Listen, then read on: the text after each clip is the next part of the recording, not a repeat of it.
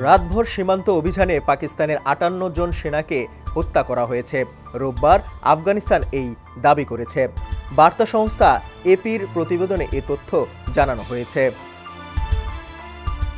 তালেবান সরকারের প্রধান মুখপাত্র জাবিউল্লাহ মুজাহিদ বলেছেন, আফগান বাহিনী পাকিস্তানের ২৫টি ঘাঁটি দখল করেছে এবং ৫৮ সেনাকে হত্যা করেছে।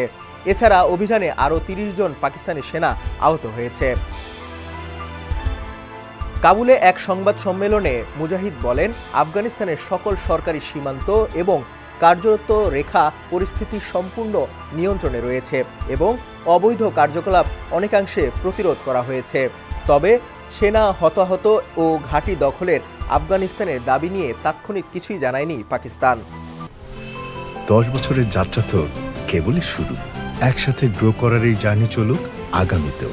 পাঠাও 10 years of growing with you। তালেবানের প্রতিরক্ষা মন্ত্রণালয় বলছে, আমাদের বাহিনী সীমান্ত সংলগ্নে প্রতিশোধমূলক এবং সফল অভিযান চালিয়েছে। যদি বিরোধী পক্ষ আবারও আফগানিস্তানের আঞ্চলিক অখণ্ডতা লঙ্ঘন করে, তাহলে আমাদের সশস্ত্র বাহিনী দেশের সীমান্ত রেখার জন্য সম্পূর্ণ প্রস্তুত এবং কঠোর জবাব দেবে। এর আগে পাকিস্তান গত বৃহস্পতিবার আফগান আকাশসীমা লঙ্ঘন করে তাদের সীমান্তের ভেতরে একটি বাজারে বোমা হামলা চালিয়েছে বলে দাবি করে তালেবান সরকার। এর জেরেই হামলা চালানো হয়েছে বলে জানিয়েছে আফগানিস্তান।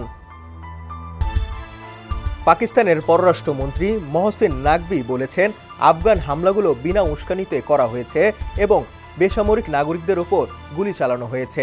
নাকভি সতর্ক করেছেন যে তার দেশের বাহিনী প্রতিটি ইটের বিনিময়ে একটি পাথর দিয়ে পাল্টা জবাব দেবে। তালেবানদের হামলার তীব্র নিন্দা জানিয়ে নাকভি বলেন, বেসামরিক জনগোষ্ঠীর ওপর আফগান বাহিনীর গুলিবর্ষণ আন্তর্জাতিক আইনের স্পষ্ট লঙ্ঘন। সামাজিক যোগাযোগ মাধ্যম এক্সে এক পোস্টে পাকিস্তানের স্বরাষ্ট্রমন্ত্রী নাকভি বলেছেন, আফগানিস্তান আগুন ও রক্ত নিয়ে খেলছে।